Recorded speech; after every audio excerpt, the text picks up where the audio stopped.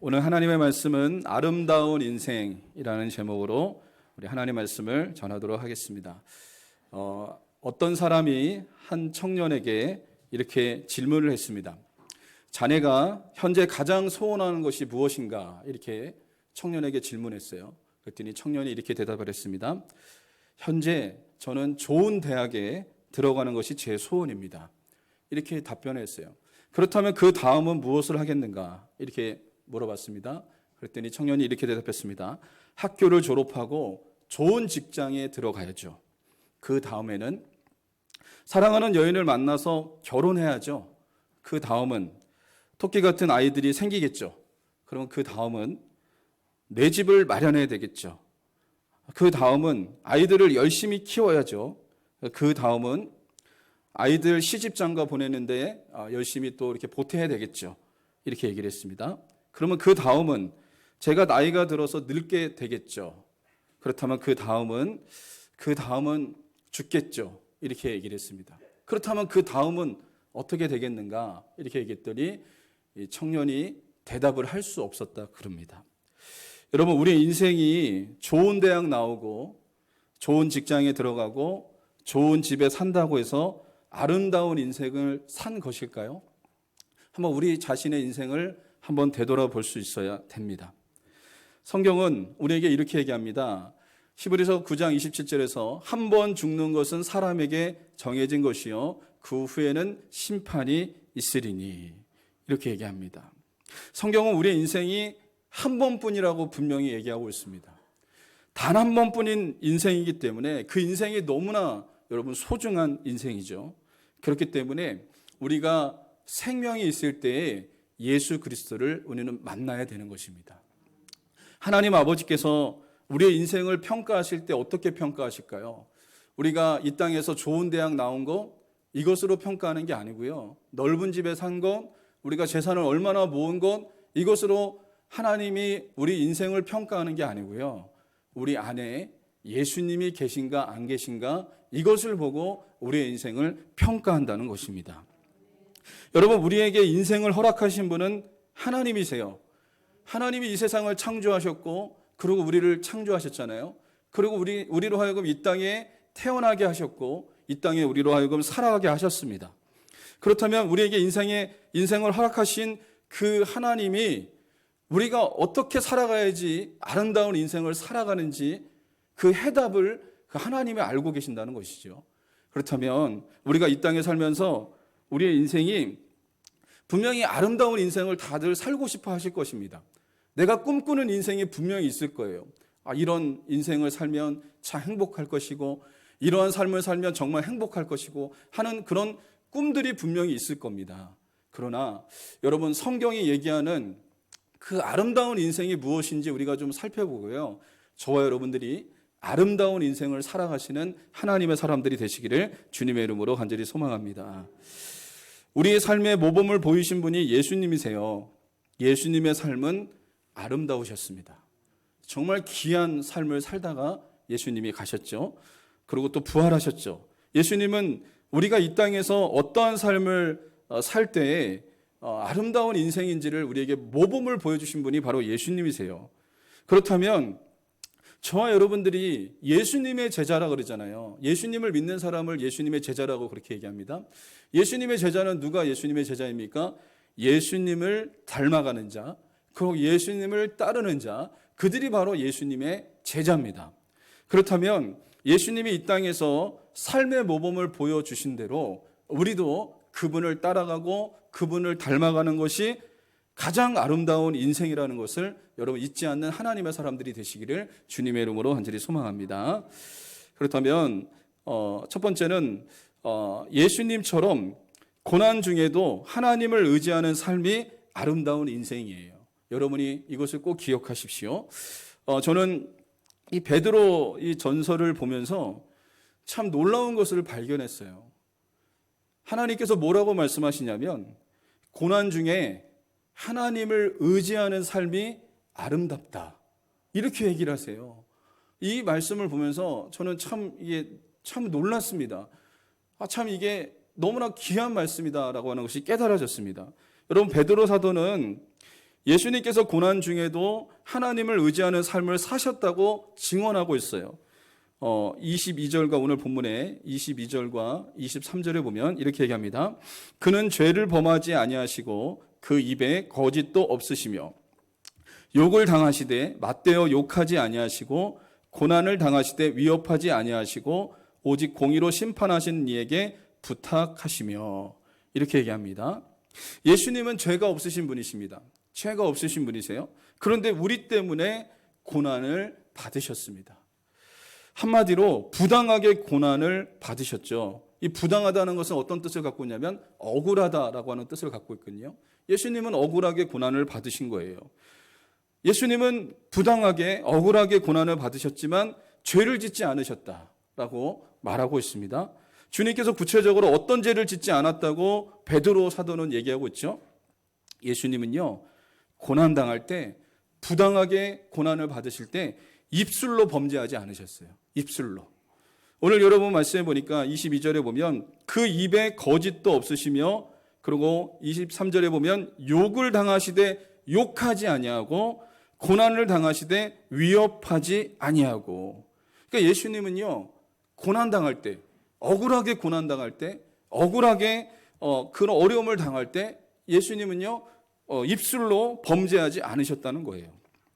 그리고 어떻게 하셨습니까? 예수님은 부당하게 고난을 받으셨을 때 하나님을 의지했습니다. 여러분 23절 하반절 보면 이렇게 나오죠.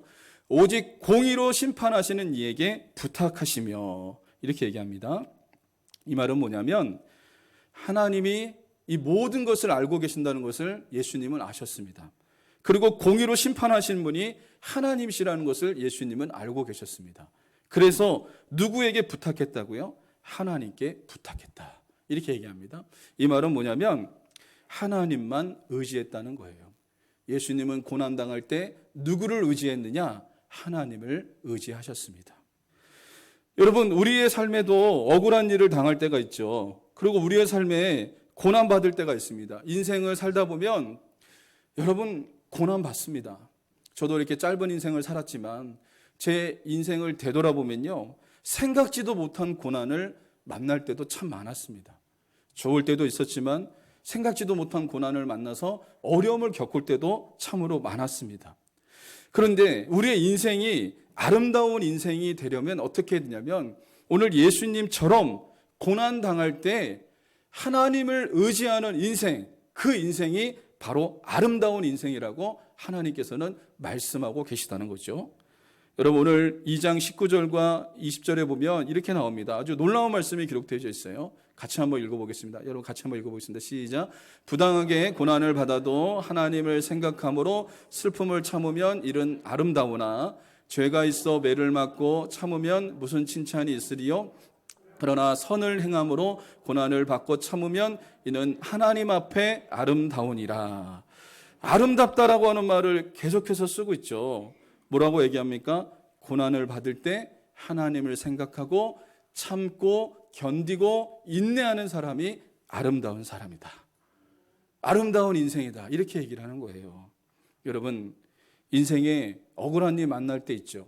답답한 일 만날 때 있죠. 애매하게 고난당할 때 있죠.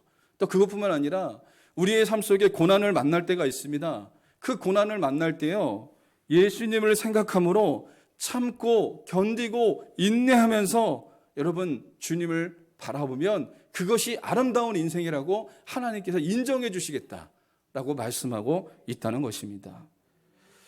어느 목사님이 이런 일이 있었어요.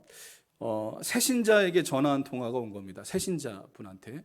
그래서 목사님이 반갑게 이렇게 전화를 받았는데 그 새신자가 이렇게 얘기를 하는 거예요. 목사님에게. 목사님 설교는 너무 좋은데 저는 이 교회를 못 나오겠습니다. 목사님. 오늘 제가 목사님에게 전화 드리는 것이 마지막 전화입니다. 이렇게 하면서 전화를 끊으려고 그러는 거예요. 목사님이 너무 놀랐습니다. 너무 당황스러웠어요. 아니, 제 설교에 은혜 받는다 그러시면서 왜 교회를 못 나오시겠다고 왜 그러십니까? 한번 말씀해 보십시오. 그래서 우리 교회가 고칠 수 있다면 그 점을 고치겠습니다. 이렇게 얘기를 했더니 이분이 어렵게 얘기를 하는 거예요. 교회 안에 목사님에 대한 소문이 돌았습니다. 근데 목사님이 어느 장로님에게 돈을 빌렸는데 그 돈을 갚지 않고 계시고, 그리고 돈을 갚지 않는 대신에 그러니까 이 장로님을 다른 장로님보다 차별 대우를 하고 계시다.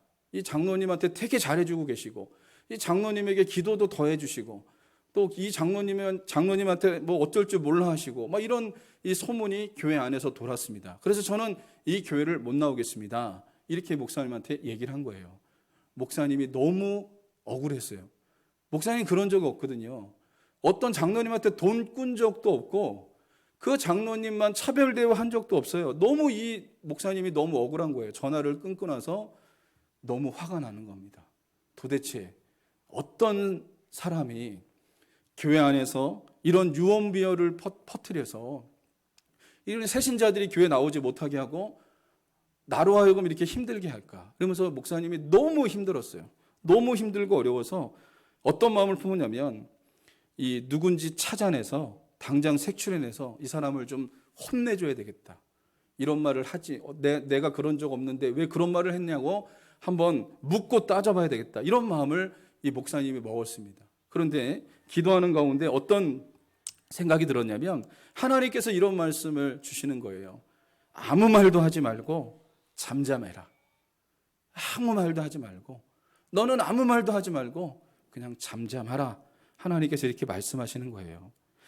이 목사님의 인간적인 생각으로는 빨리 이 사람을 좀 찾아갖고 좀 혼내줘야지 교회가 좀 안정화될 것 같고, 그리고 자신의 좀 명예도 좀 다시 세워질 수 있을 것 같고, 막 이런 생각이 막 들었어요. 그리고 자신의 억울함도 좀 풀어질 것 같은 그런 생각이 이 목사님에게 들었습니다.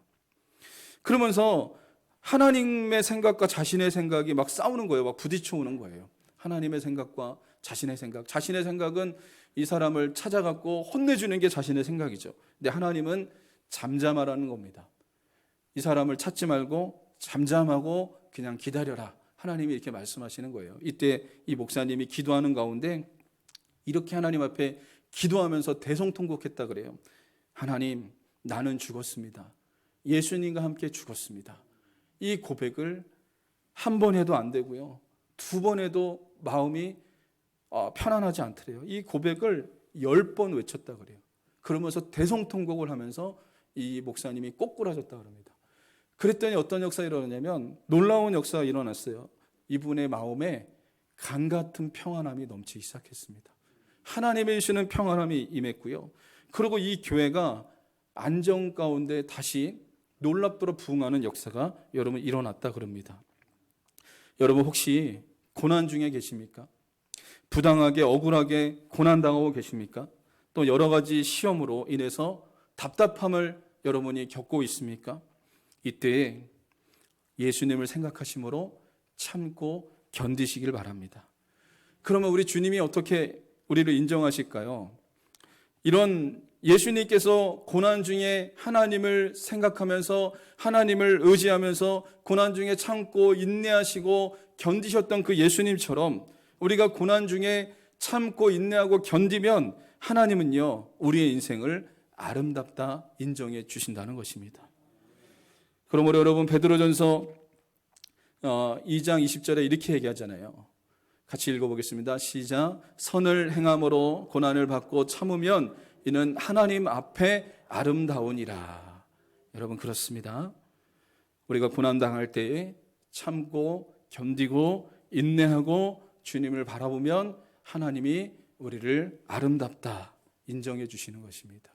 우리의 인생이 아름다운 인생이 되시기를 주님의 이름으로 간절히 소망합니다. 두 번째, 예수님처럼 섬기는 삶이 아름다운 인생입니다. 예수님은 하나님의 아들이십니다. 그럼에도 불구하고 예수님은요, 하늘 영광 보좌를 버리시고 낮고 천한 곳에 예수님이 오셨어요. 예수님의 탄생을 보면요, 너무 초라합니다. 여러분, 너무 초라해요. 하나님의 아들이신데 너무 초라하게 이 땅에 오신 거예요. 예수님은, 그분은 화려한 왕궁에서 태어나지 않으셨습니다. 화려한 왕궁에서 태어나지도 않고 또 왕족으로 오지도 않았습니다. 예수님은요, 어떻게 됐습니까? 동정녀 마리아의 몸에서 성령으로 잉태되셨죠. 이 마리아와 요셉이 호적하러 이제 베들레헴에 갔을 때 만삭의 몸으로 갔어요. 그때 이제 아이가 나오려고 그러니까 여관을 찾았는데 여관이 없는 거예요. 여관이 없었어요. 그래서 예수님이 어디서 예수님이 태어나냐면 여러분 마국간에서 예수님이 태어나셨어요. 그리고 예수님이 누일 곳이 없어서 말구유에 예수님이 누우셨습니다. 말구유는 뭐냐면 말밥통이에요. 여러분 예수님의 그 탄생부터 여러분 예수님은 낮고 천한 곳에 오셨고요. 예수님은 정말 화려하지 않으셨습니다. 왜 그러냐면 누구든지 그 예수님을 믿고 누구든지 예수님 앞으로 나오게 하시기 위해서 하나님께서 이렇게 낮고 천한 모습으로 예수님을 이 땅에 보내셨다는 거예요. 또 예수님의 삶은 어떤 삶이었습니까? 섬김을 받는 삶이 아니라 섬기는 삶이었어요. 그래서 예수님이 이렇게 얘기하셨죠. 마태복음 20장 28절에 이렇게 얘기했습니다. 인자가 온 것은 섬김을 받으려 함이 아니라 도리어 섬기려 하고 자기 목숨을 많은 사람의 대속물로 주려 함이니라. 예수님은요 자기 목숨을 십자가에 내어 주심으로 우리를 대신하여 저주를 받으시고 우리를 죄에서 구원하신 분이 바로 우리 주 예수님이십니다. 예수님은요 섬김을 받으러 오신 분이 아니에요. 하나님의 아들이신데요. 섬겨야지 마땅한 것은 아닙니까? 우리가 그분을 섬겨야 되는데 그분이 우리를 섬기려고 이 땅에 오시는 역사가 여러분 일어난 것입니다. 그래서 베드로 사도는 베드로전서 2장 24절에서 이렇게 얘기합니다. 신이 나무에 달려 그 몸으로 우리 죄를 담당하셨으니 이는 우리로 죄에 대하여 죽고 의에 대하여 살게 하려 하심이라. 그가 채찍에 맞음으로 너희는 나음을 얻었나니. 이렇게 얘기합니다. 예수님께서 십자가의 저주 받으심으로 우리는 여러분 죄에서 다시 사는 역사가 일어난 거예요. 죄에서 죽고 우리를 위롭게 하시는 역사가 여러분 일어났습니다. 내가 죽어야 되고요. 저와 여러분들이 십자가에 죽어야 되는 겁니다. 그런데 예수님이 대신 십자가에 죽으심으로 그 죄의 문제를 예수님께서 해결해 놓으신 겁니다. 우리를 죄의 문제에서 해결해 주실 분은 딱 한 분뿐이 없어요. 예수님뿐이 없습니다. 예수님뿐이 없어요. 예수님이 죄가 없으신 분이시기 때문에 그분이 십자가에 우리를 대신하여 죽으심으로 우리의 죄를 용서하시는 역사가 여러분 일어난 것입니다. 주님이 십자가에 죽으심으로 또 어떤 일이 일어났냐면 여러분 베드로 전서 2장 25절에 여러분 보십시오. 같이 한번 읽어보겠습니다. 시작. 너희가 전에는 양과 같이 길을 잃었더니 이제는 너희 영혼의 목자와 감독 되신 이에게 돌아왔느니라. 우리는 죄 때문에 죄로 인해서 길을 잃고 헤매던 인생입니다. 어디로 가야 할지 모르는 인생, 어떤 삶을 살아야 될지 모르는 인생, 어떻게 해야지 천국 가는지 모르는 인생, 어떻게 해야지 구원받는지 모르는 인생이었어요. 그런데 예수님께서 십자가에 죽으심으로 어떤 길을 열어놓으셨냐면 하나님 아버지께로 갈 수 있는 길을 예수님께서 열어놓으셨습니다. 여러분, 그러므로 요한복음 14장 6절에 이렇게 얘기합니다. 예수께서 이르시되 내가 곧 길이요 진리요 생명이니 나로 말미암지 않고는 아버지께로 올 자가 없느니라. 이렇게 말씀하고 있습니다. 예수님 때문에 하나님 아버지께로 갈 수 있는 길이 열린 거예요. 예수님 때문에 우리가 구원받는 역사가 여러분 일어난 것입니다. 그래서 여러분 예수님의 삶을 보면요, 이기적인 삶이 아니었어요. 이기적인 삶. 자신만을 위해서 사시는 삶이 아니라 예수님의 삶은 이타적인 삶이었습니다. 이타적인 삶. 이타적인 삶을 어떻게 사셨습니까? 그분은 자신의 영광을 위해서 사신 것이 아니라 하나님의 영광을 위해서 사셨습니다. 또 예수님은요, 자신의 뜻을 이루기 위해서 사신 것이 아니라 하나님의 뜻을 이루기 위해서 사셨습니다. 또 예수님은 우리를 위해서 십자가에서 죽으심으로 자신을 희생하셨죠. 여러분, 예수님의 삶은 어떤 삶이었습니까? 이타적인 삶, 섬기는 삶이 바로 예수님의 삶이었어요. 그래서 예수님의 삶은요, 아름다운 삶이었습니다. 그러므로 여러분, 어떤 삶이 아름다운 인생일까요? 섬기는 삶이 바로 아름다운 인생입니다. 그렇다면 가장 아름다운 섬김은 무엇일까요? 내가 있는 곳에서 헌신과 수고를 다해서 복음을 전하는 삶이 가장 아름다운 삶입니다. 여러분, 로마서 10장 14절로 15절에 보면 이렇게 얘기하고 있습니다. 그런즉 그들이 믿지 아니하는 일을 어찌 부르리요? 듣지도 못한 일을 어찌 믿으리요? 전파하는 자가 없이 어찌 들으리요? 보내심을 받지 아니하였으면 어찌 전파하리요? 기록된 바 아름답도다 좋은 소식을 전하는 자들의 발이요 함과 같으니라. 하나님께서 뭐라고 말씀하셨죠? 복음 전하는 자들의 발이 아름답다라고 지금 얘기하고 있습니다. 가장 귀한 섬김은 뭐냐면요, 복음 전하는 삶입니다. 복음 전하는 삶. 내가 있는 곳에서 예수 믿지 않는 사람들에게 예수 그리스도를 전하는 삶, 이 삶이 바로 가장 귀한 삶이라는 것을 예수님께서 말씀하고 있고 하나님께서 그 인생을 말씀해 주고 있다는 것이죠. 여러분, 그러므로 오늘 여기 로마서 10장 15절에서 말씀하기를 가장 아름다운 발은 뭐냐면 복음 증거하는 발이 가장 아름답다라고 말씀하고 있습니다. 맨발의 천사 곡 최춘선 할아버지가 있어요. 여러분들이 한번 들어보신 적이 있을 텐데, 이분은 맨발로 다닙니다. 맨발로 지하철에 가서 복음을 전합니다. 예수 믿으라고 전합니다. 맨발로 다녀요. 이분이 가난한 사람일까요? 가난한 사람이 아닙니다. 이분은 아주 부자입니다. 부자. 아주 부자인데도 불구하고 이분은 이미 60년대 초부터 자가용이 여러 대 있었고요. 김포에는 아버지께 물려받은 땅이 정말 몇만 평이나 되는 그런 땅이 있었습니다. 그럼에도 불구하고 이분은요, 예수님을 만나고 나서 자신의 소유를 다 가난한 자들을 위해서 드리고 이분의 삶이 복음 전하는 삶을 살다가 갔습니다. 그래서 이분이 2001년도 7월 달에 갑자기 하늘나라로 이제 하나님의 부르심을 받게 됐는데, 이분이 이렇게 외쳤어요. 아주 특이하게 전도를 했습니다. 남자들에게는 이렇게 얘기했습니다. 선생님은 그 웃는 얼굴이 안강 김구 주소 꼭 닮았어요. 이렇게 하면서 축하합니다. 이렇게 전했습니다. 여러분, 참 알아듣지 못하는 말을 했죠. 그리고 아주머니는 그 인자한 미소와 자태가 심사행당 꼭 닮았습니다. 축하합니다. 이러면서 예수 그리스도의 복음을 전했어요. 그 앞뒤로 이분은 어떤 글귀를 써갖고 다니면서 이분의 이 예수 그리스도의 복음을 전하는 삶을 이분이 살았습니다. 이분의 삶이요, 복음적인 삶을 살다 갔습니다. 그래서 많은 사람들에게 아주 큰 울림을 준 분이 이 최춘선 할아버지이십니다. 여러분, 이분의 발이 정말 아름다운 발이요, 하나님께서 인정하시는 삶이었던 것을 여러분 살펴볼 수 있다는 것이죠. 여러분, 그렇습니다. 하나님이 인정하시고 하나님이 아름답다 인정하시는 인생이 뭘까요? 내가 있는 곳에서 복음 전하는 삶을 사는 것이 하나님이 인정하시는 삶이라는 것이죠. 예수님께서 승천하시기 전에 제자들에게 이렇게 부탁하셨습니다. 오직 성령이 너희에게 임하시면 너희가 권능을 받고 예루살렘과 온 유대와 사마리아와 땅끝까지 이르러 내 증인이 되리라 하시니라. 이렇게 얘기합니다. 여기서 땅끝은 어디일까요? 땅끝은 저와 여러분들이 서 있는 바로 그곳이 땅끝입니다. 땅끝. 여러분이 기억하셔야 돼요. 여러분이 이 둔포에 서 있다. 하나님이 여러분을 여기에 둔포에 살게끔 하신 것입니다. 그렇다면 거기가 땅끝이에요. 거기서 예수 그리스도를 전해야 됩니다. 여러분들이 다른 곳에 산다, 다른 곳에 해외에 이민을 간다든지 다른 지역에 산다 그러면 여러분이 서 있는 그곳이 바로 땅끝이에요. 거기서 예수 그리스도를 전하는 삶을 살 때 그것이 바로 아름다운 인생이 여러분 되는 것입니다.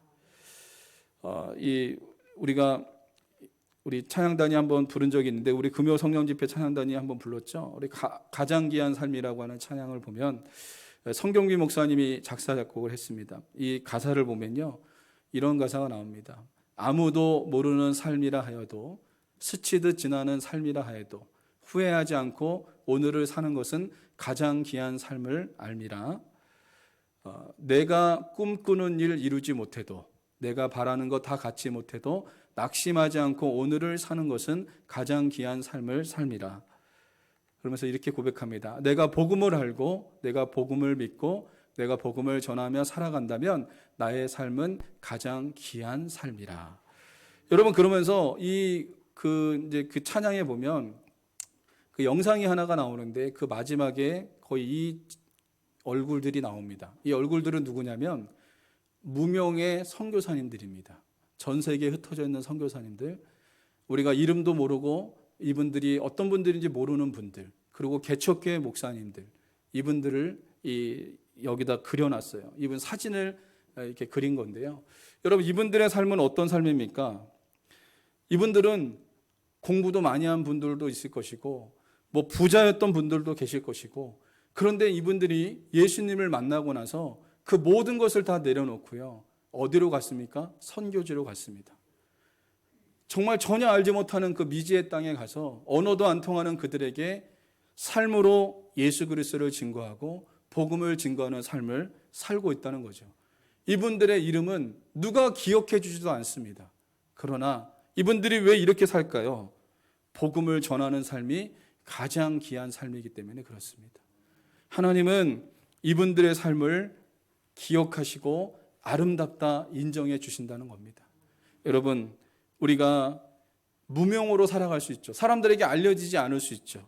그러나 우리가 기억해야 될 것은, 내가 무명으로 살고 사람들에게 알려지지 않고 사람들이 나를 모른다고 할지라도 내가 예수 그리스도의 복음을 전하는 삶을 산다면 이게 가장 귀한 삶이고 하나님이 아름답다 인정해 주시는 인생이라는 것을 잊지 않는 하나님의 사람들이 되시기를 주님의 이름으로 간절히 소망합니다. 그러므로 여러분이 오늘 말씀을 통해서 우리가 깨달아야 될 것이 있습니다. 하나님께서 아름답다 인정하시는 삶이 어떤 삶인지 하나님께서 우리에게 분명하게 보여주셨습니다. 그것은 무엇이냐면 예수님처럼 고난 중에도 하나님을 의지하는 인생이 아름다운 인생이에요. 여러분이 고난 중에 있고 여러 가지 어려움 중에 있습니까? 그럴지라도 하나님을 의지하고 주님을 바라보는 인생, 그 인생이 아름다운 인생입니다.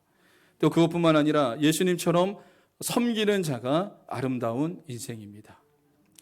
말씀의 결론을 맺겠습니다. 여러분, 아주 귀한 말인데요, 여러분의 마음에 여러분 새기시기 바랍니다. 여러분, 가장 하나님께서 인정하신 인생은 무엇이냐면 예수님을 닮은 삶이 가장 아름다운 인생입니다. 저와 여러분들이 예수님을 닮으셔서 하나님이 인정하시는 인생 되시기를 주님의 이름으로 간절히 소망합니다.